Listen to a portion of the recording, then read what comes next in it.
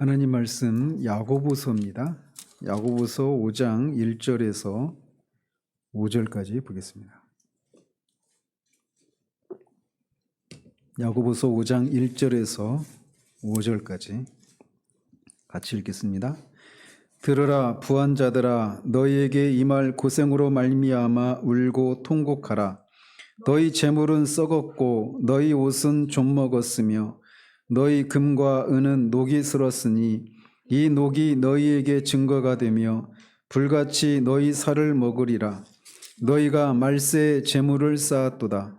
보라, 너희 밭에서 추수한 품꾼에게 주지 아니한 싹시 소리 지르며 그 추수한 자의 우는 소리가 만군의 주의 귀에 들렸느니라. 너희가 땅에서 사치하고 방종하여 살육의 날에 너희 마음을 살찌게 하였도다. 아멘.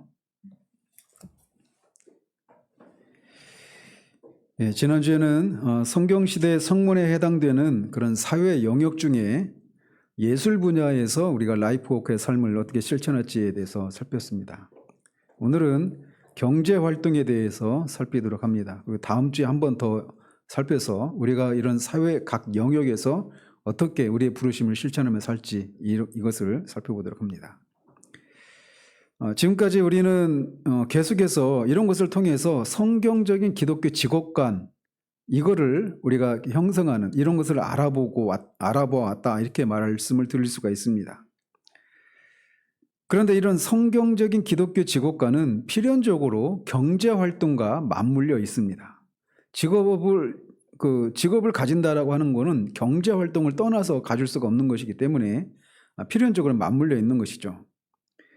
그래서 이미 앞에서 그 종교 개혁의 그 웨슬레의 그런 것을 통해 웨슬레의 그 세 가지 그런 것을 통해서도 우리가 나눴죠. 최대한 벌고 최대한 전략하고 최대한 나누고 이런 것과 관련해서 우리가 경제학에 대해서는 어느 정도 다뤘지만 이제 오늘은 이제 마지막으로 경제 영역에 관해서 우리가 몇 가지 핵심적인 부분을 짚어보고 기독교 역사에서 경제가 어떤 의미와 중요성을 지니는지 이것을 거론해 보고자 합니다.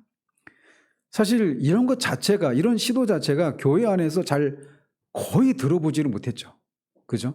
그러니까 우리의 신앙과 경제를 어떻게 접목을 시키느냐. 사실 이런 것들은 거의 저는 제 경험상 교회에서 이런 것을 쪼가리 어떤 파편적인 그런 세금 떼먹지 말아라 몇 가지 그런 것들은 했지만 이게 체계적으로 이런 것들을 신앙과 경제 활동을 어떻게 접목을 시키는지 이런 부분을 이렇게 체계적으로 들어본 적은 저는 없습니다. 기본적으로. 개인적으로는 제가 책을 통해서든 이렇게 접했을지 모르지만 말이죠. 자, 그래서 이제 그런 걸 오늘 살펴보고자 하는 건데 이 저자는 인간은 사업 활동, 즉 개인적인 경제 활동을 하도록 지음받았다라고 말을 합니다. 그래서 이제 인간을 그 이성적인 존재라고 해서 호모 사피엔스 이렇게 말하잖아요. 호모 에렉투스, 직립보인 이런 식으로 이제 호모 이렇게 붙이는 것처럼 신조어를 하나 만들었습니다.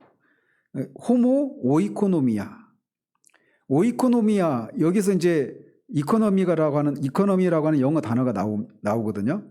헬라어인데 그래서 사람은 경제적인 인간이다 이렇게 얘기를 하는 것이죠. 하나님의 형상을 따라 만들어진 인간은 사업을 하도록 경제활동을 하도록 지음을 받았다라는 것입니다. 그래서 데니스 피콕이라는 분이 하나님의 방식으로 사업하라라고 하는 책에서 이렇게 말을 했다고 그래요. 하나님의 피조물 운영 방식은 그분이 가장 탁월하고 생산적인 사업가이심을 입증한다 이렇게 말을 했다고 합니다. 다시 말해서 인류는 하나님 나라를 건설하는 하나님의 사업 활동에 동참하도록 지음을 받았다라는 거예요. 그런데 안타깝게도 현대사회에서는 우리의 일과 경제 활동은 하나님의 사업에 참여하기보다는 자연 자원을 흥청망청 낭비하고 조금이라도 더 벌려고 탐욕스럽게 달려드는 기업과 사람들이 지배하는 그런 영역이 되어버렸다라고 저자는 한탄을 합니다. 이런 비윤리적인 태도만 보더라도 우리 사회가 경제활동의 근간이 되어야 할 성경적인 근검 전략에서 얼마나 멀어졌는가가 분명해진다라고 말을 해요. 디모데전서 6장 10절에 돈을 사랑함이 일만하게 뿌리이고 사람들이 많은 근심으로써 자기를 찔러도다라고 하는 그런 신약의 말씀을 오늘날 이런 경제활동에서 만연해 있는 부정부패와 탐욕스러운 이런 모습을 통해서 우리가 이 성경의 구절을 연상하게 된다라는 것이죠. 야고보도 하나님이 아니라 돈을 사랑하는 부자들을 오늘 본문에서처럼 호되게 질책을 합니다. 이 본문에서 야고보가 책망하고 있는 것은 그 사람들이 단지 부자이기 때문에 책망하고 있는 게 아닙니다. 무엇보다 하나님은 어떤 사람들을 엄청난 부자로 만들기도 하십니다. 불행하게도 우리 중에는 없지만 말이죠. 근데 하나님이 부자이기 때문에 하나님이 이 야고보 사도가 부자라고 하는 그런 단순한 이유 때문에 책망하고 있는 게 아니에요. 하나님의 부르심에 따라서 부를 얻은 사람들은 그 재물을 잘 관리하는 청지기의 그런 소임을 감당해야 합니다. 그런데 야고보가 책망하고 있는 사람들은 정당한 임금을 주지 않는 사람들, 오늘날의 용어로 환원해서 말하자면 부당하고 불의한 고용정책을 쓰는 이들, 그들을 책망하고 있는 겁니다. 부당한 수법으로 부를 얻은 사람들을 비난하고 있는 그런 모습이에요. 부자 자체를 책망하고 있는 게 아니란 말이죠. 이거를 구분할 필요가 있습니다. 근데 사실은 이런 부패한 모습들, 이런 것은 역사 곳곳에서 언제나 넘쳐납니다. 오늘날 같은 경우에도 우리는 이것이 우리에게 지금 현재 대한민국 사회에서는 이런 모습이 크게 안 다가올지도 모르겠지만, 일테면 이 저자가 말하고 있는 것처럼 거대 석유 회사들이 개발도상국에서 어떤 일을 자행했는지 떠올려 보라라고 말합니다. 그러니까 지금도 이런 일은 일어나고 있습니다. 그러니까 아프리카의 나이지리아가 그 아프리카의 최대 산유국인데, 그 산유국인 나이지리아에서 생산되는 그런 원유로 인해서 그 수익이 국민들에게 골고루 들어가지는 않습니다. 그러면서 이 유전과 석유 자원이 유전과 석유 자원으로 인해서 거두어들이는 수익이 국가에 온전히 들어가지 않고 유전 회사들, 석유 회사들만 배를 불리고 그러면서 부정한 그런 정치 권력과 결탁을 해가지고 그런 것을 그냥 그 소수의 그런 정치 권력자들, 그리고 이 회사만 배가 불리는, 그리고 그런 걸 난개발하면서 환경을 파괴하고 노동 착취하고 있는 그런 모습들이 만연해 있다라는 것이죠. 개발도상국에서 벌어지고 있는 노동 착취 현장에서는 언제나 노예처럼 사람을 부리고 최소 임금만을 지급하는 그런 모습들이 만연합니다. 그래서 대부분 그런 우리가 이제 제가 경제 전문가는 아니어서 이런 걸 경제사적으로 또는 전문가적인 식견을 가지고 말씀드리는 건 아닙니다. 그런데 어쨌든 그렇게 대부분 개발도상국에서 최저 임금만 받으면서 그렇게 죽도록 일을 하는데 거기서 만들어진 생산품은 대부분 부자 국가들의 그렇게 싼 그런 소비 제품을 만들기 위해서 그렇게 하는 거란 말이에요. 그래서 그런 것 때문에 개발도상국에서 노동 착취 현상이 벌어지고 있단 말이죠. 그런 면에서 이 경제 분야에서 일어나고 있는 부정과 비윤리적인 행동과 정책은 상당 부분 서구 사회의 책임이다라고 말을 합니다. 그래서 2001년에 엘론의 파산, 그리고 2002년 글로벌 크로싱의 도산 등 이런 사례들은 기업의 고위층의 걷잡을 수 없는 탐욕과 부패를 드러내는 그런 방증이다라고 할 수가 있어요. 나중에 여러분이 기회가 되시면 영화 중에 빅 쇼트라고 하는 영화나 그 다음에 더 울프 오브 월스트리트 이런 영화, 그 다음에 월스트리트 money never sleeps. money never sleeps. 돈은 절대 잠들지 않는다. 이 소제목 부제로. 이런 것들이 월가, 금융가의 그 부정부패가 얼마나 정치 권력과 그렇게 결탁되어서 이것 때문에 얼마나 애꿎은 그런 서민들이 파산을 하게 되는지 이런 것들을 잘 드러낸 그런 영화들이에요. 그래서 이런 경제활동 영역에서 굉장히 많은 부정부패와 노동 착취와 이런 것들이 만연해 있다는 것입니다. 개발도상국에서는 노동 착취 형태로, 그리고 부유한 국가에서는 그런 부정부패와 탐욕스러운 그런 모습으로 이렇게 경제활동에서 성경적인 그런 가치관이 제대로 실현되지 못하는 모습이 많다라는 겁니다. 물론 그 속에서도 성경적인 가치관을 실현하는 그런 기업이나 이런 뭐 조그만 규모의 그런 사업가들이 없는 건 아니지만 큰 그림을 볼 때 그렇다라는 거예요.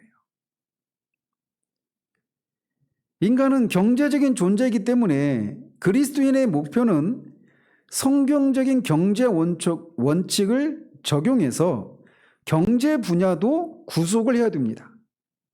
그러니까 이거를 버릴 것이 아니라, 말씀드렸죠. 그러니까 십자가의 자기 이해에서도 우리가 무엇을 부인하고 무엇을 긍정해야 되는지 이걸 얘기했잖아요. 창조적인 것들, 이런 것들은 긍정해야 된다고 그랬죠. 죄로 말미암아 부패한 것들은 부인해야 되고, 그게 죄는 아니라 하더라도 하나님이 금지하시는 것들은 또 부인해야 되고, 그리고 그리스도 안에서의 우리의 지위에 대해서도 긍정해야 됩니다. 무한히.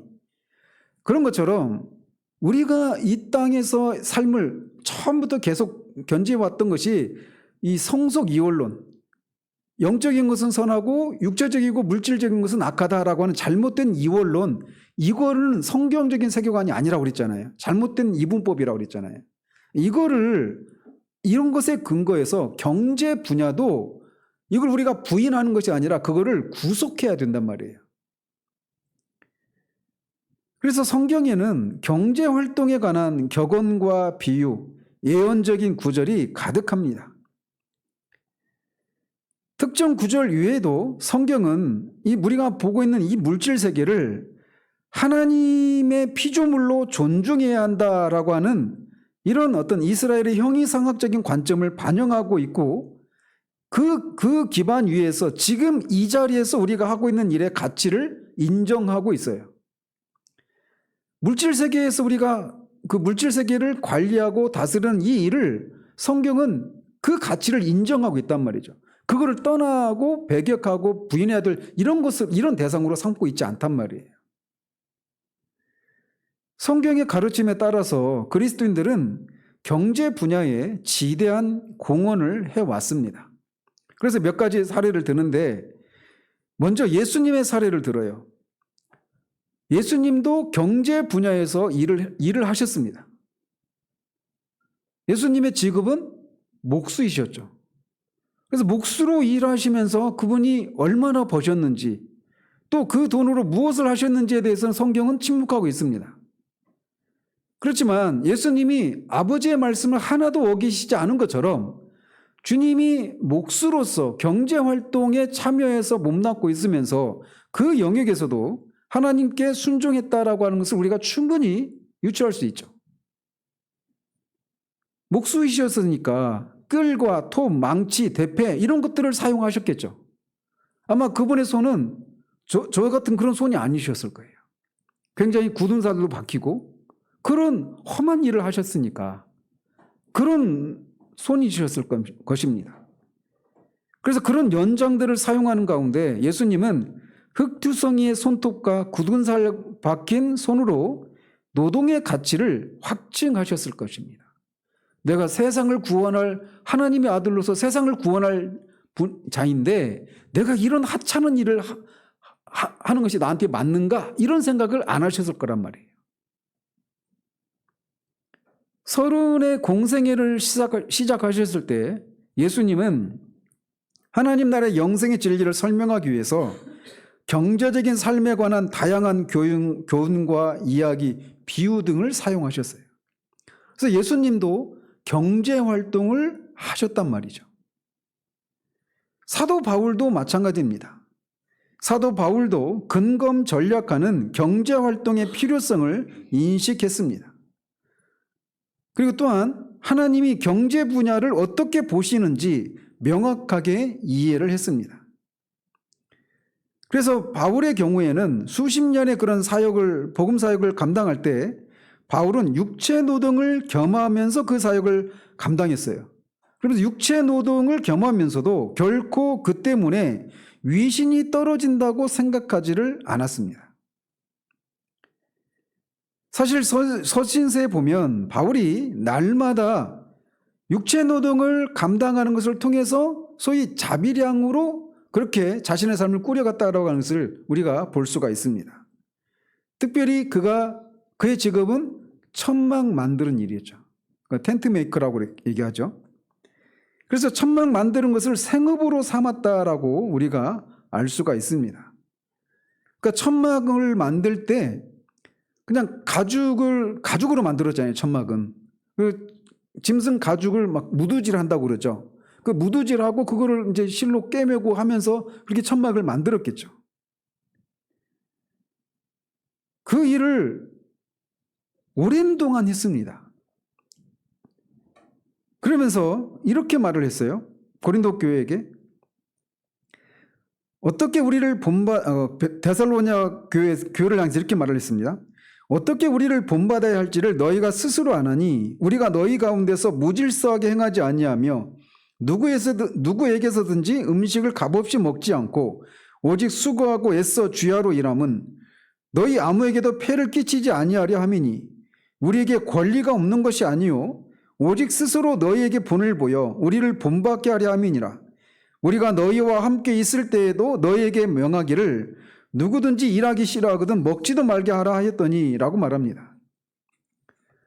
예수님도 그렇고 사도 바울도 그렇고 경제활동을 배척하시지 않고 거기에 참여해서 동참했단 말이죠. 또 교회사에서 보면 신학자이자 수학자였던 프란체스코 수도사인 프라 루카 파치올리라고 하는 분이 있다고 합니다. 저도 이제 이 책을 통해서 처음 접한 분인데 이분이 이제 프라 루카 파치올라 이분이 1494년에 과학과 신학에 대한 책을 출간했다고 하는데 그 책에서 그는 오늘날의 복식부기를 그 책에 기록을 했다고 그래요. 복식부기가 뭔지 아세요? 이제 회계 장부를 기록할 때 여러분이 주식을 하는 분들은 기본적으로 뭘 해야 됩니까? 그 회사 투자하려고 하는 회사에 재무제표를 분석을 해야 되잖아요. 재무제표 중에 가장 대표적인 게 대차대조표, 손익계산서 이런 것들이에요. 대차대조표 이게 바로 이제 복식부기에서 나오는 그런 재무제표예요. 그래서 이제 그 두 가지 칼럼이 있습니다. 이게. 그래서 한쪽은 제가 볼 때 제 기준으로 왼쪽은 이 차변, 오른쪽은 대변. 그래서 차변에는 자산의 항목이 대변에는 부채와 자본금. 그래서 차변과 대변이 서로 일치가 되어야 돼요. 차변의 금액과 대변의 금액이 서로 일치가 되어야 된단 말이죠. 그러니까 이것은 기본적으로 이 사회, 그 회사의 그런 자산이 어떻게 구분되는지. 자산은 부채 플러스 자본금이잖아요. 그래서 차변에는 자산 내역이, 대변에는 부채와 자본금 내역이 이렇게 있어서 이 회사가 자본금이 자본 잠식이 되었는지 또는 그런 자산이 충분히 그런 유동성이 있는 그런 회사인지 아닌지 이런 것들을 그 대차대조표를 보면 그렇게 알 수 있는 거예요. 근데 이게 오늘날에 와서는 이게 그냥 모든 회사가 다 이 규칙에 따라서 회계 장부를 작성을 하거든요. 근데 이거를 처음으로 도입한 분이 바로 그분이라는 거예요. 그래서 이분을 현대 회계의 아버지다 이렇게 부른다고 합니다. 저도 경영학과 출신이거든요. 그래서 대차대조표, 손익계산서 이런 게 이제 작성하고 이런 것도 다 알죠. 지금은 다 이제 하도 오래돼가지고 한 40년 가까이 됐으니까 저도 까막까막한데 40년 됐나? 제가 87학번이니까 한 40년 가까이 돼가죠. 근데 어쨌든 이게 지금은 뭐 그게 무슨 의미가 있는가 싶지만 장부를 제대로 기록하지 않는다, 이걸 딱 보면 이게 자금을 뭐 횡령했는지 이런 것들이 다 보이잖아요, 한눈에. 그죠? 근데 그전에는 이런 게 없었단 말이에요. 근데 이거를 장부로 기록을 남기는 겁니다. 이런 그 회계 방법에 따라서, 부기 형식에 따라서. 그래서 그분이 사람들이 경제 결례를 하는 것을 이렇게 인식을 했다라는 거예요. 하나님의 이름으로 해야 된다. 그러니까 하나님의 이름으로 경제 이 거래를 해야 되니까 정직해야 되겠죠. 그러니까 대차 대조표를 보면 이 거래 상황이 정직하게 이루어졌는가를 딱 볼 수 있는 거예요. 이걸 통해서. 물론 이것도 이제 분식 회계하는 그런 사람들이 있죠. 어쨌든 인식이 그렇다라는 거예요. 경제 활동을 하는데 이게 하나님 앞에서 해야 된다라고 하는 그런 인식에서 이렇게 경제 활동이, 지금은 이게 완전히 현대 회계학의 아버지라고 불릴 정도로 이렇게 복식부기가 그냥 완전히 정착이 될 정도, 그 시작이 신학자이자 수학자였던 사람에 의해서 시작됐다라는 거예요. 강조점이 거기 있습니다. 그래서 케네디라고 하는 사람이, 그 미국의 대통령은 아닌데 아무튼 그 케네디라고 하는 사람이 겸손한 그리스도의 제자 파치올리를 이렇게 평가했다고 합니다. 그가 개발한 방법론은 기업의 미래를 완전히 바꾸어 놓았으며 정산표의 개발로 이어졌다. 그의 독창적인 회계 방정식, 자산 이퀄 부채 플러스 자기 자본은 오늘날 전 세계적으로 사용되고 있다. 그리고 오늘날과 같은 경제가 형성되기까지 개신교의 종교개혁자 중에 대표적인 종교개혁자인 요한 칼빈도 거기에 큰 역할을 했습니다. 존 칼빈이 오늘날의 경제활동에 어떤 기여를 했을까 의문을 갖기가 쉬워요.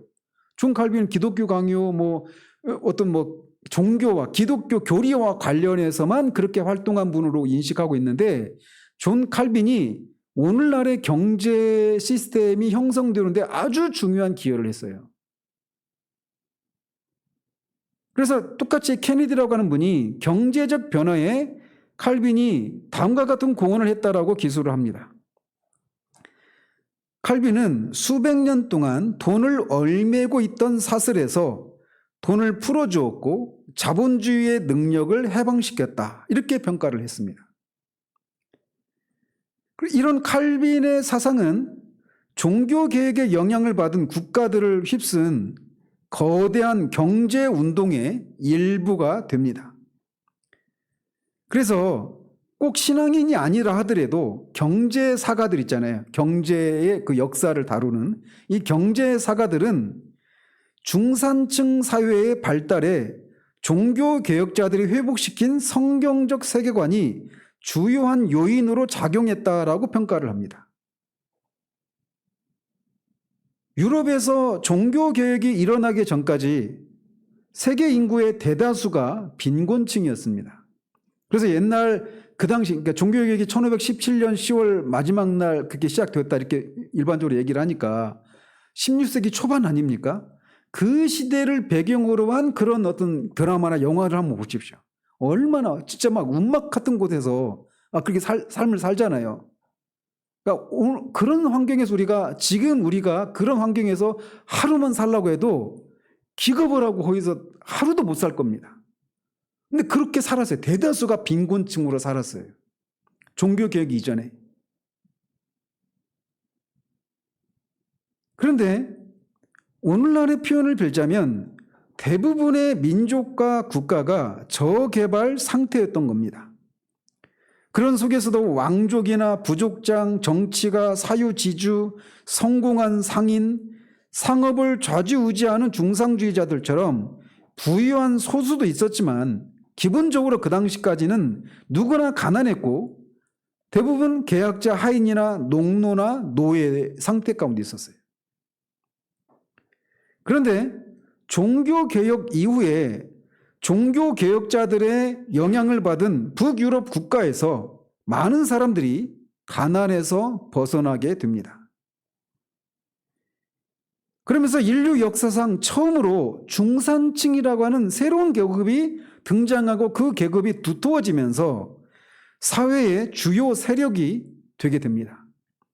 그런 사람들을 프랑스에서는 부르주아 이렇게 얘기를 한 거예요. 그런 사람들이. 부르주아라는 용어 들어보셨죠? 거기서 나온 겁니다. 그러면서 그들은 뭐 가난하지도 부유하지도 않았지만 많아진 기회를 누리고 국가의 미래에 의미 있는 영향력을 행사하고자 국가 경제에 전적으로 참여하는 사람들이 생겨나게 되었다라는 거예요. 자, 그렇다면 대체 성경이 무엇을 가르쳤기에 나라 전체가 가난에서 벗어나는 일들이 일어났을까라는 겁니다. 그래서 국가의 부와 빈곤이라고 하는 그 책을 쓴 데이비드 렌즈라는 분이 이것에 대해서 그렇게 대답을 합니다. 왜 어떤 국가는 부유하고 어떤 국가는 가난한가? 이렇게 질문을 하고 그 책 속에서 중국 문화와 이슬람 문화의 그런 강력한 영향력을 먼저 보여준 다음에 그 다음에 유럽의 경제 실험과 유럽의 경제 그런 이런 상황을 보여줍니다. 그리고 이 두 그룹을 비교하면서 왜 이 두 문화가 즉 중국 문화와 이슬람 문화가 온 나라를 빈곤에서 건져내는 역동적인 힘을 발휘하지 못하는지를 묻습니다. 그러고 나서 유대교와 기독교의 종교적인 가치관 혹은 세계관 때문이다라고 하는 결론을 내려요.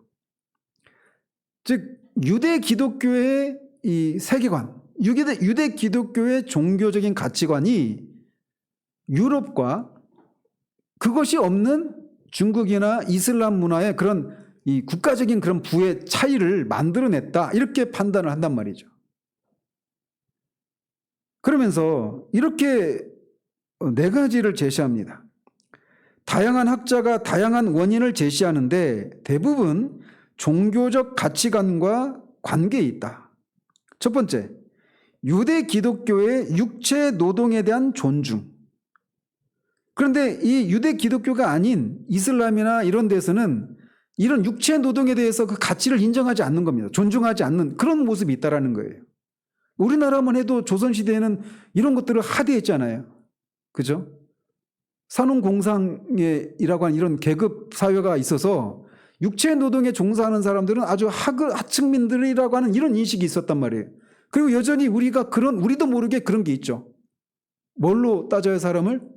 화이트 칼라, 블루 칼라. 어떤 옷을 입고 있느냐를 따라서 그 사람이 사무직이냐, 생산직이냐 이런 것을 가지고 생산직을 바라보는 또는 육체 노동에 종사하는 사람들을 바라볼 때 우리가 벌써 인식이 우리 사회에서는 그 가치를 제대로 인정하지 않죠.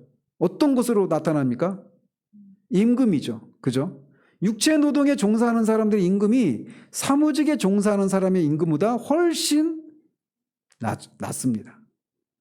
근데 서구 사회, 유대 기독교의 이 세계관을 갖고 있는 그런 나라에 들어가 보면 이 격차가 적습니다. 없는 건 아니지만 우리 이런 가치관이 없는 사회보다는 훨씬 그 격차가 좁아요. 이런 부분에서도 우리가 할 일이 있죠. 그죠?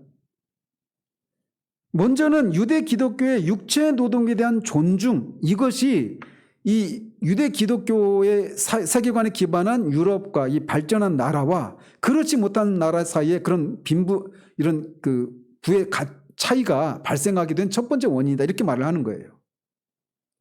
그리고 두 번째는 유대 기독교에서 자연이 인간에게 종속되는 관점이 있다라는 겁니다.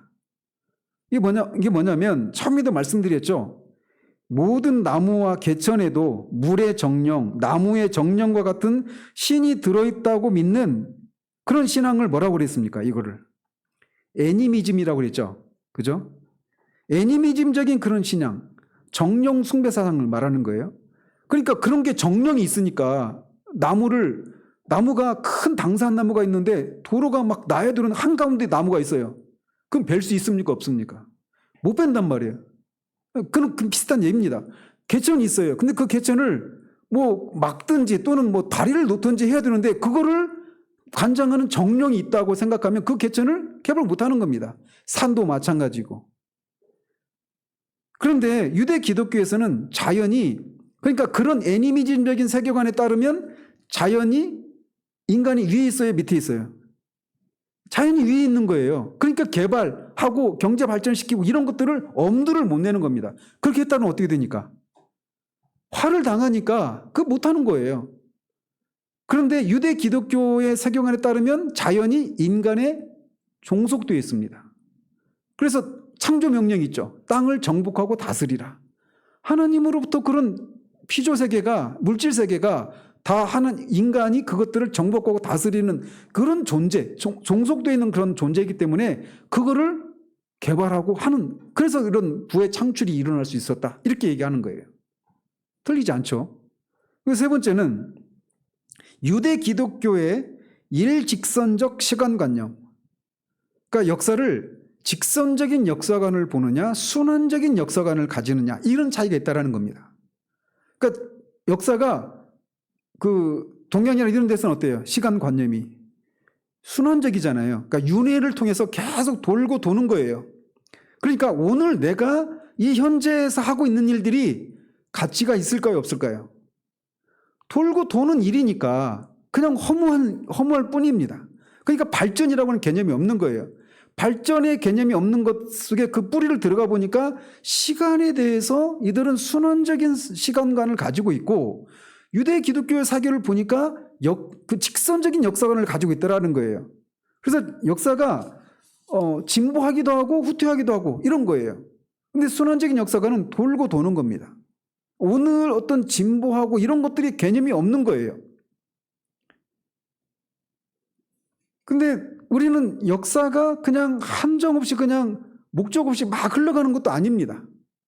해겔이 말한 것처럼. 역사의 끝이 있다는 겁니다.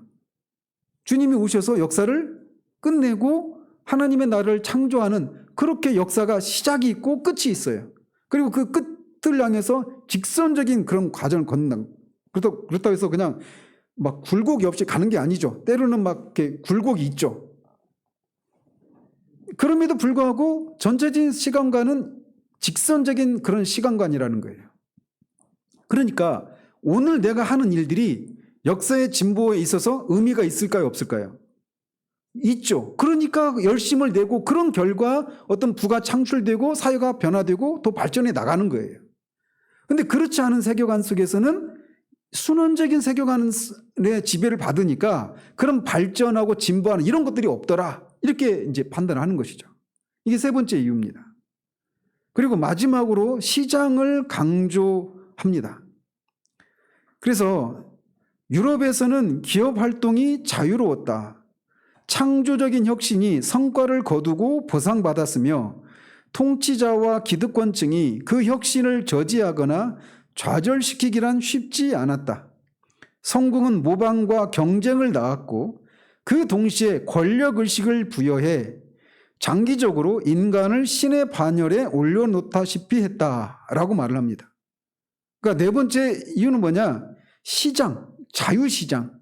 이런 것이 유럽에서나 이런 선진 국가에서는 그런 것들이 있었다는 겁니다. 기업의 자유로운 그런 활동. 그런데 그렇지 않은 그런 사회 속에서는 발전이 없더라. 이런 얘기를 하는 거예요. 그래서 어쨌든 이 렌즈라고 하는 이 사람에 따른 판단에 의하면 이런 차이, 유대 기독교적인 세계관의 아래에 있는 사회와 그렇지 않은 다른 사회와의 그런 비교 속에서 왜 그런 부의 차이가 있느냐? 근본적인 차이는 종교적인 세계관이었다라는 거예요.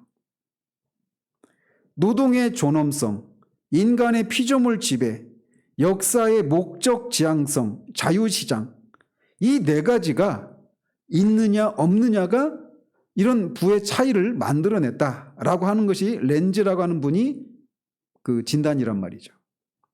그런데 이 저자는 첫 번째부터 세 번째까지는 그의 지적이 맞다. 라고 동의를 합니다. 즉 노동의 존엄성, 그 다음에 인간의 피조물 지배, 그리고 역사의 목적 지향성, 이것에 대해서는 동의를 한다라는 거예요. 그런데 이제 이 마지막은 이 앞뒤 순서가 바뀌지 않았나 싶다라고 말을 합니다. 즉 이 렌즈에 의하면 기업 활동의 결과로 인간을 중시하게 되었다, 이렇게 말을 하는데, 그렇게 진단을 하는데 이게 바뀌었다라는 겁니다. 인간을 중시했기 때문에 자유로운 기업 활동이 가능했다. 이게 이제 데로 밀러의 진단이에요. 저도 이 견해에 동의를 합니다. 무슨 말이냐? 즉 인간의 가치를 중시하는 성경적인 관점, 인간은 어떤 존재로 봅니까? 성경은 하나님의 형상을 따라 지음받은 존재로 보잖아요. 그러니까 인간의 그렇게 보기 시작하면서 이것이 기업 활동으로 이어졌다라는 것입니다. 기업 활동으로 인간의 존엄성이 향상된 것이 아니라 인간의 존엄성에 대한 그런 성경적인 관점으로부터 자유로운 기업 활동이 이어졌다라는 거예요. 그래서 사회 전체가 발전을 했다. 이게 이제 데로 밀러의 진단이라는 거죠. 근데 렌스는 거꾸로 자유로운 기업 활동을 인해서 인간이 신의 반열에 올려놓다시피 했다, 이렇게 표현해서 이 순서를 바꾼 것이 아니냐, 이렇게 진단한다는 거예요. 무슨 말인지 아시겠죠? 자, 그래서 인간은 2차적인 창조자, 혁신자, 발명가, 예술가로 그렇게 지음을 받았습니다. 이런 세계관의 요소들과 다른 요인들이 작용해서 유럽 국가들이 빈곤에서 벗어났다라는 겁니다. 그러니까 종교개혁 이후에 이렇게 육체 노동을 존중하고 피조물이 인간에 종속되어 있어서 그걸 개발해야 되고, 또 하나가 뭐예요? 시간 개념이 직선적인, 역사가 어떤 목적 지향성을 가지고 있어서 오늘 내가 지금 이 자리에서 하고 있는 일들이 의미가 있다는 겁니다. 순환적인 역사관의 반대로. 그리고 인간이 하나님의 형상으로 지음받은 존중받는 존재여서 기업의 자유로운 활동을 보장하는 이 네 가지와, 근데 이것은 다 뭐예요? 다 종교적인 세계관과 관련되어 있죠. 직접적으로. 이 종교적인 세계관과 다른 요인들이 맞물리면서 유럽의 대다수가 빈곤층이었던 그 유럽 사회에 중산층이 생겨나고 그들이 사회의 어떤 중심을 잡는 그런 일이 일어나면서 유럽 사회가 어떤 국가적으로 빈곤에서 벗어나는 그런 어떤 계기가 마련이 되었다라는 거예요. 그래서 우리가 흔히 그런 얘기 하잖아요. 예수 믿는 나라, 기독교 국가는 잘 살고 그렇지 않은 나라는 못 산다, 이런 그냥 단순화시켜서 그런 얘기 하잖아요. 거칠게 말해서. 근데 뿌리를, 그 생각에 나타나는 양상 보면 그런 모습이 있잖아요. 근데 그 뿌리를 들어가 보면 이게 있는 거예요. 아시겠죠? 우리는 이제 배웠으니까 기독교 국가는 잘 살고 다른 국가는 못 살아, 이렇게 말하면 안 돼요. 종교적인 세계관 때문에 그래. 육체 노동을 존중하냐, 그렇지 않느냐, 그것을 하찮게 보느냐 아니냐, 이런 차이들.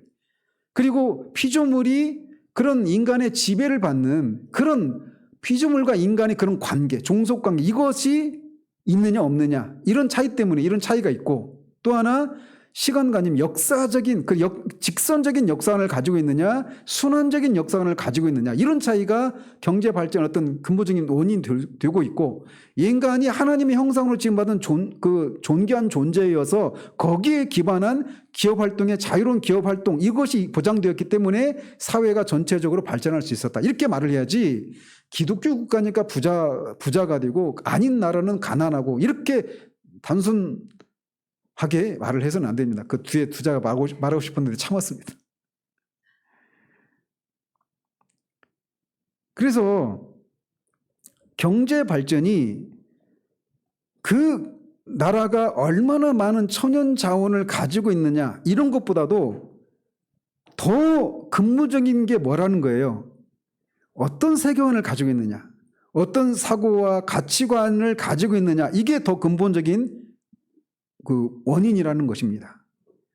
그래서 이것을 더욱 구체적으로 명시한 두 명의 사회, 정치, 경제학자들이 있습니다. 이 두 사람이 누구냐? 한 사람은 독일의 막스 베버입니다.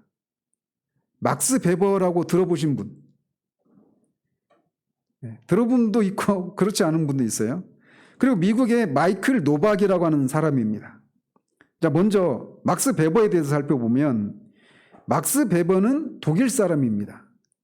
근데 이 막스 베버가 활동할 당시에 세계적으로 아주 세계사적인 그런 경제 사회학에 있어서 세계사적인 그런 변화를 일으킨, 물론 그 변화가 선한 변화로 이어지지 못했지만 파괴적인 변화로 이끌었지만 세계사적인 그런 변화를 일으킨 독일에서 배출한 경제 사회학자가 있습니다. 누굴까요? 칼 막스예요. 칼 막스. 마르크스. 근데 이 칼 마르크스와 막스 베버가 동시대에 살았습니다. 동시대. 근데 그리고 독일에서 살고 있었어요. 독일 사람이, 동시대 독일 사람입니다. 근데 이들이, 아까도 말씀드렸죠? 그 경제 발전은 어떤 천연 자원을 많이 갖고 있느냐 아니냐보다 뭐가 문제라고요? 사고와 가치관, 또 세계관의 문제라는 거예요. 이 세상을 어떻게 바라보느냐, 이것이 그런 차이를 만들어낸다는 겁니다. 그래서 막스 베버와 칼 마르크스가 세상을 똑같은 동시대에 독일에 살고 있었단 말이에요. 근데 그 세계를 칼 마르크스가 바라보는 방식과 막스 베버가 바라보는 방식이 달랐다는 거죠. 그래서 먼저 칼 마르크스는 결국은 실패로 끝났죠. 공산주의, 칼 마르크스의 그런 이 막시즘, 이게 이제 공산주의로 발전하면서 이제 결국은 이제 끝나고 말았는데, 칼 마르크스에 대해서는 모르는 사람이 거의 없을 정도로 유명합니다. 그런데 막스 베버는 잘 몰라요. 여기서만 해도 모르잖아요. 근데 두 사람 모두 사회, 경제, 철학에 관심을 둔 동시대의 독일 사람이었습니다. 그런데 마르크스는 철저한 유물론자였어요. 유물론자는 뭐예요? 물질이 실체다. 물질 이외에는 영적인 것, 이런 건 없다. 이게 이제 유물론자예요, 대표적으로. 그러니까 기독교는 기본적으로 유물론과 함께 할 수가 없죠. 그죠? 근데 어쨌든 철저한 유물론자였던 마르크스는 인간을 어떻게 이해했느냐? 인간은 소비자이고 자원이 제한적이다라고 하는 폐쇄적인 시스템, 이거를 다른 용어로 제로섬 경제 모델이라고 부릅니다. 그것을 믿은 사람이에요. 제로섬이라고 하는 게 뭐냐면, 그러니까 그 1,000원이 있습니다. 1,000원이 있는데 이거를 여기 있는 10명이 100원씩 나눠 가지면, 이거 어떻게 설명해야 되냐? 그러니까 누군가가, 내가 뭐 주식을 투자했어요. 주식 투자했는데 내가 100만 원을 벌었어요. 그러면 누군가는 100만 원 손해 받겠죠. 근데 둘을 합치면 어떻게 됩니까? 제로죠. 플러스 100, 마이너스 100 해서 제로가 되는 거예요. 그런 시스템으로 본 겁니다, 경제를. 그러니까 이걸 제로섬이라고 그래요. 썸은 합친다라는 얘기잖아요. 합치면 제로가 되는 거예요. 그래서 누군가는 이익을 보면 누군가는 손해를 보는, 이게 경제를 바라보는 마르크스의 이 세계관이었어요. 그래서 누군가가 다른 사람보다 자원을 더 많이 가진다면 어떤 방식으로든 다른 사람에게서 빼앗은 것이기 때문이다, 이렇게 이해를 한 것이죠. 그러면 마르크스는 어떤 사람보다 자원을 많이 가진 사람들을 뭐라고 불렀습니까? 어떻게 분류했습니까? 자본가라고 분류했죠. 그리고 그 자본가에게 뺏기는 입장에 있는 사람들은 노동자죠. 프롤레타리아. 그래서 마르크스의 이런 사회 경제 시스템은 이런 격차를 해결하기 위해서 고안된 거예요. 그러니까 부자들에게 자본가들에게 노동자들의 그 노동력이 착취되어서 부자의 배를 불리는, 근데 전체적으로 다 합치면 제로섬이 되는, 이거를 혁파하는 겁니다. 그 방식이 뭐예요? 그러니까 혁명의 방식을 통해서 뭘 추구하는 게 궁극적으로? 평등이잖아요. 평등. 그죠? 모든 사람이 평등한 그런 사회. 그런데 20세기 말 세계는 공산주의 질서의 붕괴를 목도합니다. 타당하지 않은 사상을 토대로 세워진 공산주의 제도는 무너지고 맙니다. 그런데 이에 비해서 막스 베버도 같은 시대를 살았어요. 같은 시대에 같은 하늘 아래 살았는데 이 세계를 바라보는 방식이 마르크스와는 달랐습니다. 근데 관심사는 있었어요. 이 분명히 마르크스가 본 사회현상도 막스 베버도 봤겠죠. 그죠? 부자들은 계속 부자가 되고 노동자들은 계속 가난해지는 이런 현상, 사회현상을 못 본 게 아니란 말이에요. 그래서 그 격차를 해소하고자 하는 이런 면에서는 관심사가 같았습니다. 근데 그 뿌리를 어떻게 보느냐에 따라서 거기에 따른 처방도 다르게 나타나는 거예요. 근데 막스 베버는 마르크스와 다르게 경제를 바라보는 이 시각이 달랐던 거예요. 마르크스는 폐쇄적인 시스템, 제로섬 경제 모델을 믿었어요. 마르크스는. 근데 막스 베버는 개방적 시스템, 정반대죠. 그러니까 포지티브섬 경제 모델을 믿었습니다. 포지티브는 긍정이잖아요. 플러스예요, 플러스. 그래서 전혀 다르죠. 제로섬으로 보느냐, 포지티브섬으로 보느냐. 그래서 사상에는 결과가 따른다는 사실을 막스 베버는 분명히 인식을 했습니다. 그래서 개신교 교리에 인간의 노동에 존엄성을 부여하는 윤리가 있다라고 하는 것을 막스 베버는 파악을 했어요. 그래서 바로 종교개혁의 강단에서 설파한 그런 개신교 윤리였습니다. 이게 인간의 노동에 존엄성을 부여하는 그런 윤리, 이게 개신교 종교개혁에서 종교개혁 강단에서 설파한 윤리란 말이에요. 그걸 이제 프로테스탄트 윤리라고 말을 하죠. 프로테스탄트가 개신교잖아요. 개신교 윤리, 특별히 경제활동과 관련해서 육체의 노동은 노동 그 자체가 가치가 있다라고 하는, 대중이 이 윤리적인 원칙들을 적용을 하자 문화가 변화되고 이 원칙들을 반영하는 새로운 정치 경제 시스템이 개발이 되게 되었습니다. 그래서 유럽의 그런 그 자본주의 경제 시스템에 기반한 그런 어떤 발전된 모습이 나타날 수 있었다는 거예요. 그래서 이 막스 베버를 오늘날의 어떤 자본주의의 어떤 사상을 제공한 그런 경제 사회학자로 인정을 한단 말이에요. 이 자본주의가 영어로 캐피탈리즘이잖아요. 캐피탈리즘. 그런데 이렇게 그것이 어디로부터 기인됐냐면 종교개혁으로부터 기인됐던 거예요. 그래서 종교개혁은 교회만 변화시키는 데 그치지 않고 유럽 문화를 변화시키고 이어서 나라를 변화시켰습니다. 그리고 이것이 500년 정도 지난 후에 이제 글로벌 경제로 만개를 했다라는 거예요. 따라서 오늘날 이런 것에 따르면 빈곤한 국가의 그 경제를 바꾸는 데 있어서 어떻게 접근해야 된다라고 하는 답이 나오죠. 그렇죠. 종교적인 세계관을 바꾸는 작업이 필요하다는 겁니다. 그래서 오늘날 빈곤의 노예가 된 국가들의 세계관이 바뀌면 그 나라의 발전과 경제적인 풍토도 분명 영향을 받는다라는 거예요. 마찬가지로 자유기업은 억압과 불의에 허덕이는 국가들에 가히 혁명적인 영향을 끼친다라고 저자는 말합니다. 기업들은 본질적으로 또 생존을 위해서도 그런 역할을 수행해야만 한다. 그래서 아까 막스 베버를 얘기했다라면 이 막스 베버와 오늘날의 그 마이클 노박이라고 하는 사람이 그 천연자원의 존재하느냐 아니냐 이것이 아니라 사상과 가치관, 세계관이 이런 경제의 어떤 그런 모습들을 바꾼다라고 진단했던 대표적인 사회 경제학자 2명을 얘기하면서 막스 베버를 얘기하고 마이클 노박을 얘기했잖아요. 이제 마이클 노박에 대해서 한번 얘기해 보면 이렇다라는 거죠. 이 마이클 노박은 미국 사람인데 작가와 경제 철학자라는 거예요.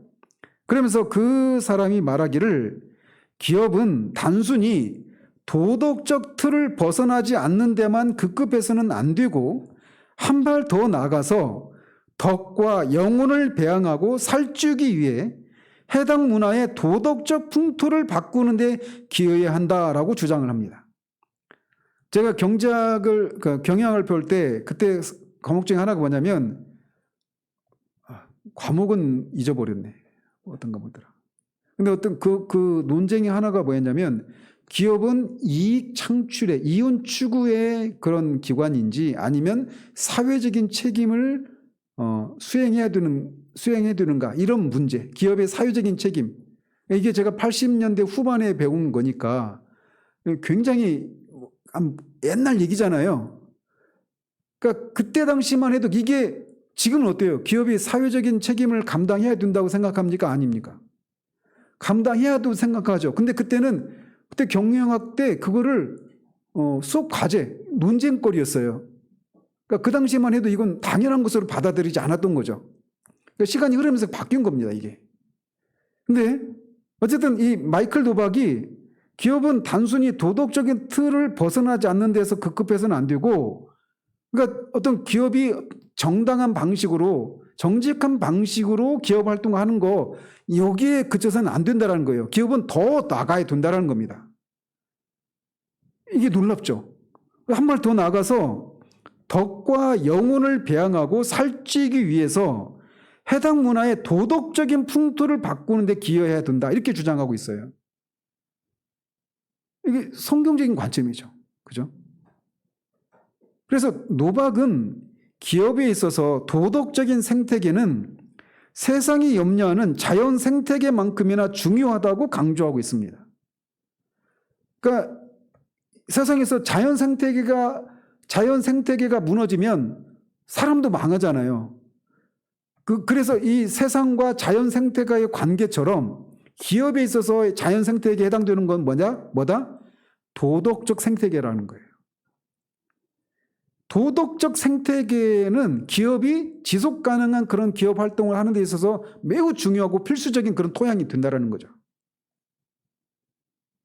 그래서 일각에서는 현실주의를 이유로 기업이 도덕적인 사안에 지나치게 관심을 가질 여력이 없다라고 항변을 하지만 사실 기업의 유전자 자체가 자유롭고 공정한 사회를 요구한다라는 겁니다.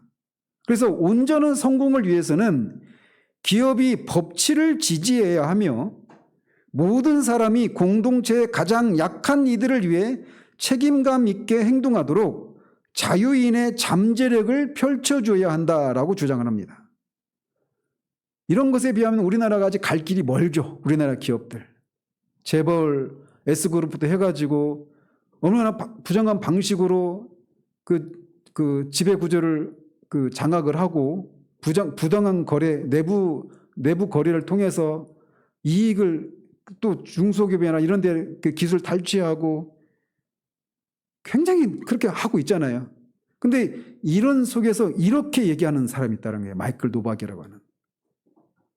그래서 법치를 지지해야 하고 모든 사람이 공동체의 가장 약한 이들을 위해서 책임감 있게 행동하도록 자유인의 잠재력을 펼쳐줘야 한다. 이렇게 주장을 합니다. 기업이 악하고 부패하거나 성경을 통해 우리에게 주신 거룩한 법칙들을 공격하며 노박이 말한 도덕적 생태계를 거스르면 사회에 악영향을 끼치고 결국은 자멸하게 된다라고 이 노박이 자유사회 기업들에게 경고를 했다라는 거예요. 오늘날 ESG 경영이라고 하는 말 많이 들으셨죠? 들어보셨어요? ESG, 그러니까 E는 environment예요. 환경, S는 social, G는 governance. 그래서 환경과 사회와 지배구조, 이것에 따라서 이런 것들을 통해서 기업의 가치를 이렇게 평가해야 된다. 아까 재무제표나 이런 재무제표, 이런 기업의 그런 재무활동에 따라서만 기업의 가치를 평가하는 것이 아니라 비재무적인 요소인 환경과 사회와 지배구조 이것에 의해서도 그 기업이 가치가 있는 회사가 되어서 지속 가능한 그런 사회 기업 활동을 이어가야 된다. 지속 가능한 기업 활동이 이어지기 위해서는 ESG 경영을 해야 된다. 이렇게 얘기하는 거예요. 이게 ESG 경영인데, 그래서 환경은 오염 방지하고 이익을 창출하기 위해서 막 그런 환경 오염을 일으키고 이렇게 경영을 해서는 얼마 못 가서 기업이 문난다는 것이죠. 그래서 오염을 방지하는 그런 방식의 일을 해야 된다는 거예요. 기업 활동을 해야 된다는 거예요. 그리고 지속 가능한 자원 사용을 해야 되고 기후 변화 및 탄소 배출에 신경을 써야 돼요. 그래서 탄소 배출 양을 뭐 얼마까지 줄이고 뭐 이런 거 얘기했잖아요. 그래서 이 탄소세를 부과한다든지 또는 그 산소 배출량을 못 채운 나라의 수입 제품을 유럽 같은 데서는 그 수입을 안 한다든지 이런 식으로 ESG 경영을 그렇게 하도록 제도적으로 그렇게 하고 있잖아요. 그리고 자연 환경을 보호하고 복원하는 일을 해야 된다는 거예요. 기업이. 그러니까 예전에는 어떻게 하면 싼 임금으로 대량 생산을 해서 많은 이익을 내느냐, 이게 이익 창출에만 몰두했다라면 이제는 그렇게 해가지고는 기업이 지속 가능할 수가 없다. 그래서 먼저 환경적인 요소를 배려해야 된다. 이런 요소들 가지고. 이게 이제 환경의 E에 해당되는 역할이라면 소셜, 사회는 소셜입니다. 그래서 인권과 노동 관행, 소비자 이슈, 지역사회 발전 이런 것들을 꾀해야 이 지속 가능한 그런 경영 활동이 가능하다라는 거예요. 그리고 지배구조는 주주 권리를 보호하고 이사회와 감사기구를 통해서 정당한 활동을 해서 정당한 기업 활동 하도록 하고 또 공시를 투명하게 해서 그런 부정부패나 횡령 이런 것들을 못하도록 하는 이런 것들도 이제 이런 인식이 점점 커져가니까 이런 것도 나오는 겁니다. 저는 여기다 하나 더 붙이고 싶어요. M, 모럴, 도덕. 그래서 저는 우리들 중에 정치가가 나오기를 바라요. 근데 또 기업가도 나오기를 바라요. 그래서 이 성경적인 그런 기업인들이 나와서 오늘날 ESG에다가 M을 더해서 EMSG, 제가 만든 용어예요. EMSG를 이런 경영을 하는 겁니다. EMSG. 그래서 요약하자면 기업은 국가의 도덕적인 생태계에 특히 덕의 문화를 조성하는 일에 큰 책임이 있다라는 겁니다.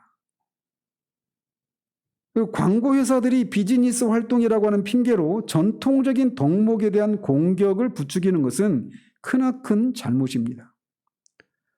그러니까 기업 활동을 하면서 우리나라도 그런 중소기업이나 이런 데서 막 그런 활동을 하는 청년들 있잖아요. 청년 기업들인데 이를테면 유튜브에 보면 70년 전에 6.25에 참전했던 이 사람들, 세계에 흩어져 있는 이 사람들을 우리나라로 못 오니까 그 나라에서 의료 지원해주고 이런 일을 하잖아요. 기업이 하는 겁니다. 그런 것들을. 이것도 도덕적인 가치관들을 함양하는 이런 일이잖아요. 전 세계적으로 못한다 하더라도 예를 들어서 그런 것들을 하는 겁니다. 이를테면 기업에서 그런 바람직한 교사상 그래서 그런 교사들을 기업에서 후원해주고 정직하고 아이들의 인성을 함양하고 바르게 아이들을 가르치는 좀 참된 그런 교사들 이런 사람들을 발굴을 해서 그 사람들에게 후한 보상을 해주는 거예요. 이런 식으로 예를 들면 여기서 얘기하지 않는데 그냥 제 머릿속에서 나오는 생각들이 그런 거예요. 그래서 사람들이 도덕적인 그런 방식으로 교사를 하고 이렇게 해둔다라고 하는 것을 받고 그런 것을 하는 사람들을 존중해주고 그러면서 그런 것들이 보상을 제대로 받는 것을 통해서 이런 사회가 도덕적으로 좀 더 발전하고 성경적인 가치관에 부합한 그런 사회로 점점 하나씩 발전해 갈 수 있는 거예요. 그런 일을 하려면 이게 있어야죠. 그래서 기업 활동할 때 그냥 돈을 왕창 벌어서 내가 편하게 잘 먹고 잘 사는 이게 문제가 아니라 그렇게 한 발 더 나가서 우리가 그 기업이 몸담고 있는 사회를 좀 더 덕을 함양하고 개발하는 성경적인 가치관들을 그렇게 세우는 그런 일들에 그렇게 할 수 있는 겁니다. 얼마든지 하나님이 창조적인 그런 생각을 줄 수 있어요. 그래서 이런 도덕적인 이런 덕목들, 전통적인 덕목들은 자유사유를 유지하는 근육이고 인대고 힘줄입니다. 그리고 이 덕목들을 잘라내면 자유가 마비가 됩니다. 그래서 이런 전통적인 덕목들, 성경적인 이런 덕목들을 지키고 또 함양하는 그런 일을 하도록, 그런 일을 기업이 하는 겁니다. 멋있지 않아요? 저는 이런 사람들이 나오기를 바라요. 분명 경제 영역은 선을 일으키는 잠재력이 막대한 영역입니다. 모든 인간은 경제인입니다. 경제 영역에서 부르심을 발견하고 자유기업의 확장을 위해 노력하고 일자리를 제공하고 가난한 이들이 빈곤을 떨쳐내도록 돕고 경제적 풍요를 창출하는 일은 오늘을 사는 우리 그리스도인의 몫이다라는 거예요.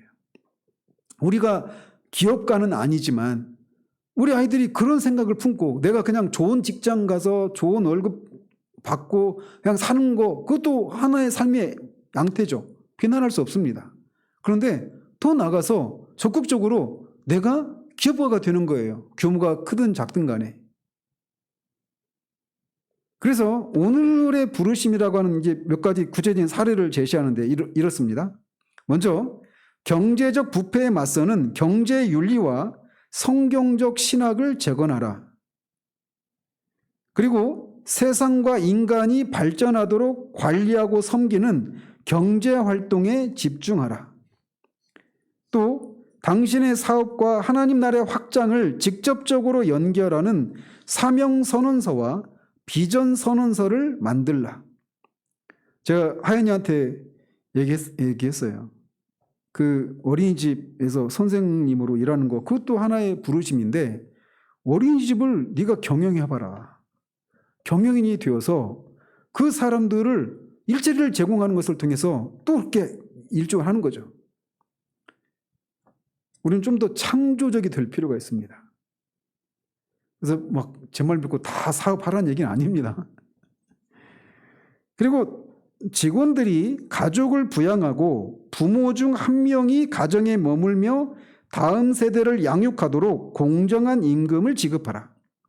이것도 참 괜찮은 생각이잖아요. 그죠? 한 명만 벌어도 가족, 4인 가족, 5인 가족이 충분히 먹고 살 수 있는 그런 정도로 임금을 지급하라. 그런 세상 오면 좋겠죠. 우리나라에 있는 기독교인이라고 자처하는 기독인 실업인들이 이걸 실천하면 우리 사회 이렇게 됩니다. 그리고 그런 기업들이 이렇게 실천하면 인재들이 몰릴 거 아니에요? 그러면 또 발전하겠죠.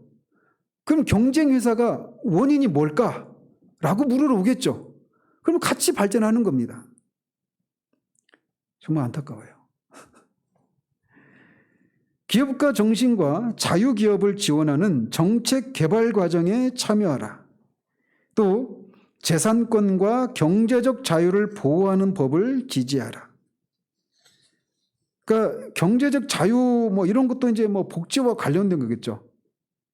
그러니까 정치 권력이 있는, 정치권이 있는 사람들한테 이런 경제적인 자유를 박탈한 그런 사람들의 최소한의 인권을 보장할 수 있는 그런 생계나 이런 걸 지원해주고 또 일자리를 제공해주고 이런 것들이죠. 그러니까 그렇게 내가 기업인이 되면 고용할 수 있잖아요, 사람을. 한 사람을 고용해서 그 사람이 가정을 부양할 수 있도록 해준다라고 하는 것 같이 큰 복지가 없어요. 사람을 그렇게 섬기는 것 같이 귀한 게 없단 말이에요. 그리고 가난한 지역 사회에서 창업을 장려하라.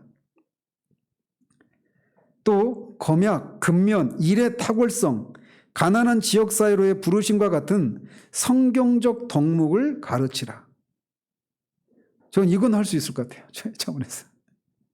그리고 가난한 지역 사회에 소액 금융과 소액 대출 프로그램을 개설하라.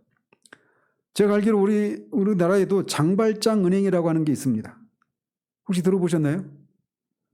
그런 게 있어요. 장발장 은행. 그래서 이제 가정이 그러니까 2009년도 통계만 가지고 보면 이 가장이 벌금을 뭐 200만 원 미만의 벌금을 내야 되는데 그걸 못 내서 감옥에 가야 되는, 장발장이 되는 그런 사람들을 지원하는 겁니다. 소액이지만 그들한테는 그걸 못 내면 감옥에 가야 되는 거예요. 가장이 감옥에 가면 남은 가족들은 완전히 더 풍비박산 나는 거거든요.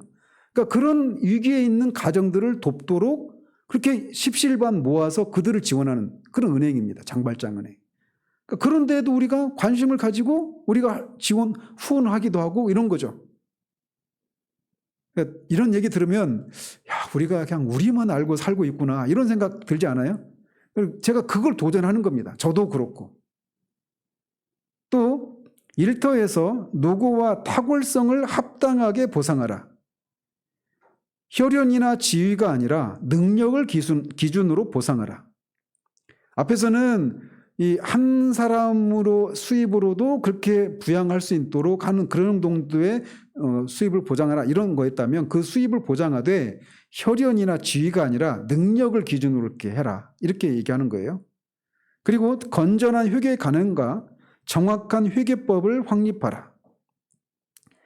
부를 취하고 받는 대상이 아닌 창출하는 대상으로 여기라. 이것도 굉장히 저 볼 때 이 얘기가 저한테는 굉장히 신선하게 다가옵니다. 부를 창출하는 대상으로 여기라는 거예요. 그래서 좀 우리가 그냥 안정적인 삶을 살기를 원하잖아요. 누구나 다. 그죠? 누구나 다 그렇습니다. 근데 내가 좀 더 우리 세계를 좀 더 이렇게 세상을 좀 더 넓은 시각으로 봐서 이런 모험을 통해서 나를 통해서 누군가가 이런 경제적인 자유를 누리고 어떤 도움을 받는 그런 것을 일조할 수 있는 그런 사람이 되고자 하는 그런 마음으로 그냥 소위 이제 월급쟁이로서의 삶으로 만족하는 것이 아니라 더 창업하기도 하고 하는 이런 것도 생각할 필요가 있다는 거죠. 근데 무조건 창업하라는 얘기가 아닙니다. 사람마다 부르심이 다 다르니까.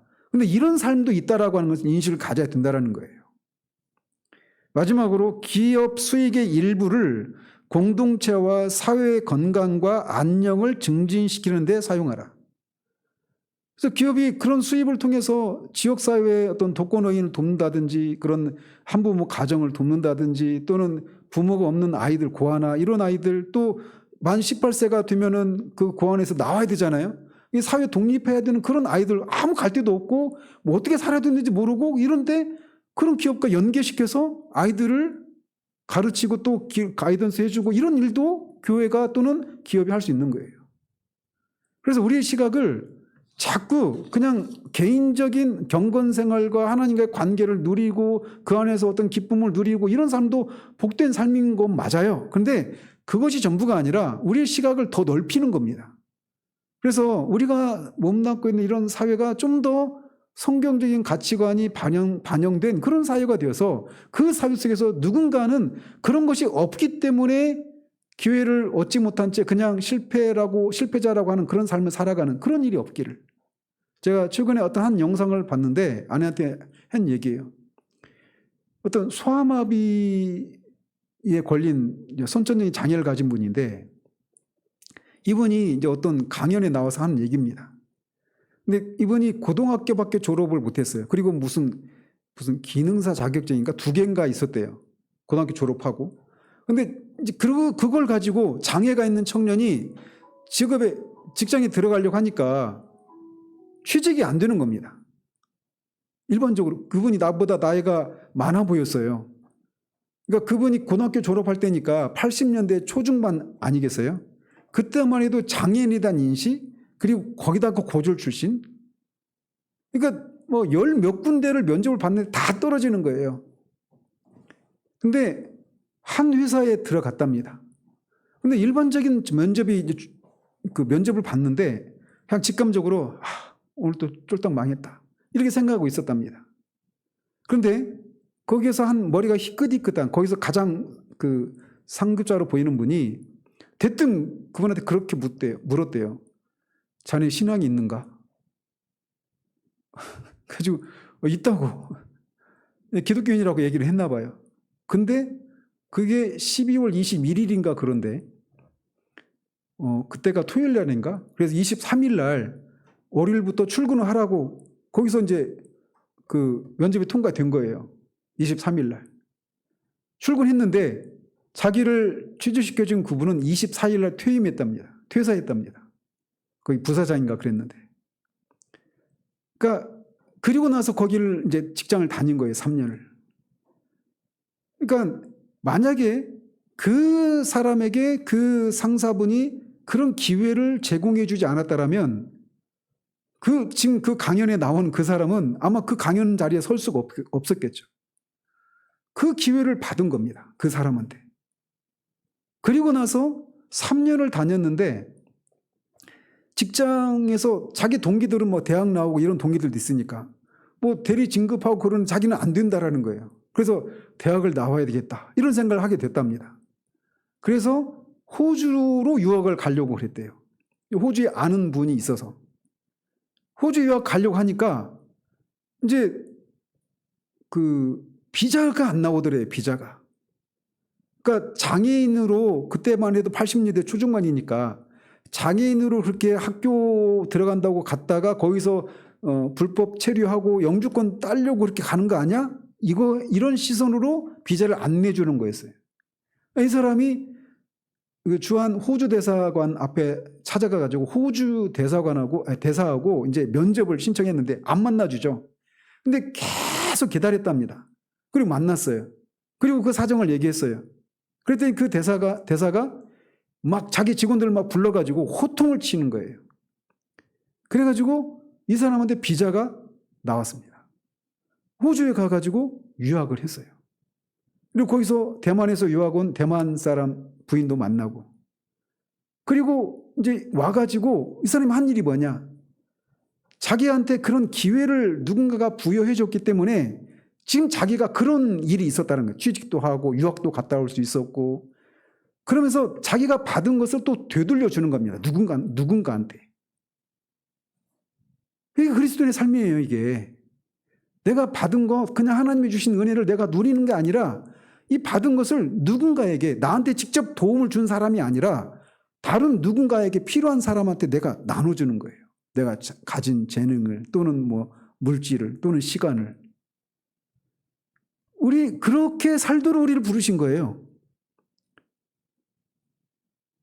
제가 그래서 우리 교회도 제 생각 늘 마음이 품고 있어요. 저는 우리 교회가 플랫폼 교회가 되는 겁니다. 플랫폼 교회가. 그래서 말하기는 10,000원씩 하면 10,000원 가지고 누구의 삶을 바꾸고 이렇게 못하잖아요. 근데 10,000명이 10,000원씩이면 1억입니다.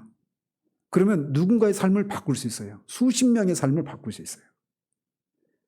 그래서 이런 것을 통해서 나눠주는 겁니다. 그 개인이 10,000원 가지고 할 수 없는 거를 모아놓으면 힘이 되어서 큰 일을 할 수 있거든요.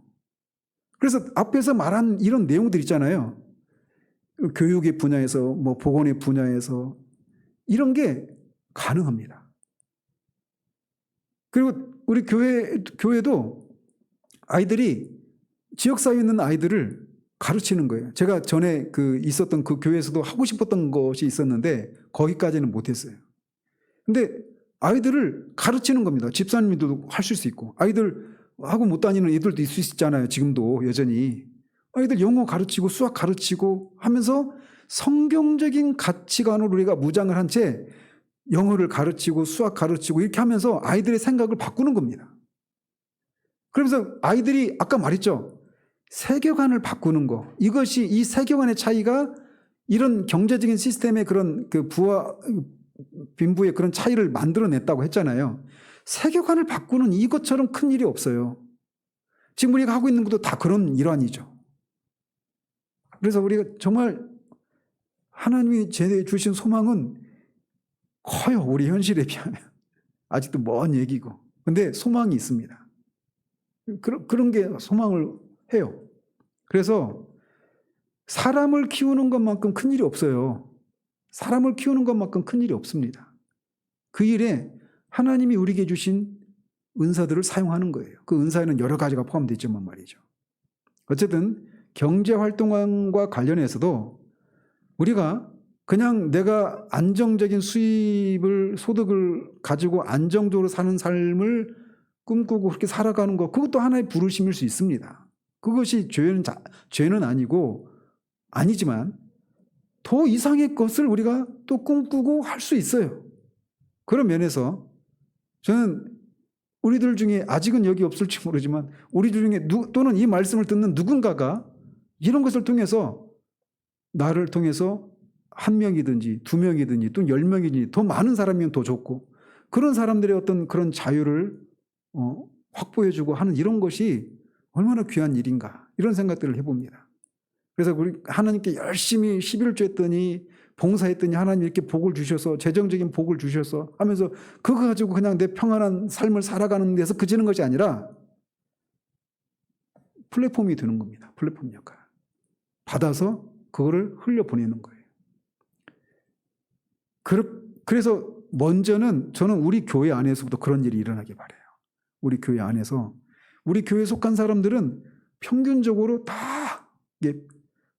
공산주의처럼 평등한 그런 사회를 꿈꾸는 건 아니지만, 여기서 누군가가 실업 때문에 어려움을 겪고 있으면 그것을 우리 교회가 돕는 겁니다. 또 어떤 경제적으로 여러 가지로 학비나 이런 것이 있으면 형편이 드는 사람이 돕고, 이런 거예요. 그래서 교회 안에서 제가 얘기하려면 또 길어지는데, 어쨌든 교회 안에서부터 이런 일이 우리 가운데 이렇게 있으면 좋겠어요. 그래가지고 하나님이 우리를 통해서 그 그리스도가 통치하는 그 모든 영역에서 이 하나님 나라의 가치관이 드러나고 실현되어서 우리가 있는 것이 누군가에게는 복이 되고 정말 살만한 이유를 제공할 수 있는 그런 통로들이 우리 교회가 되어지기를 바라요. 기도하겠습니다.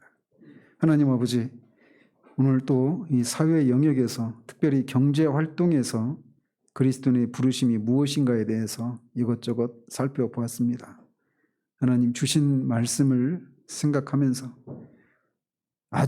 지금은 아니지만 이런 것들이 우리 안에서 계속 싹을 틔우고 또 열매를 맺어서 나중에는 우리 중 누군가를 통해 더 많은 사람들이 이 성경적인 가치관을 실현하는 것을, 그런 실현된 것에 대한 혜택을 입는 일들이 그렇게 일어날 수 있도록 하나님 도우시옵소서.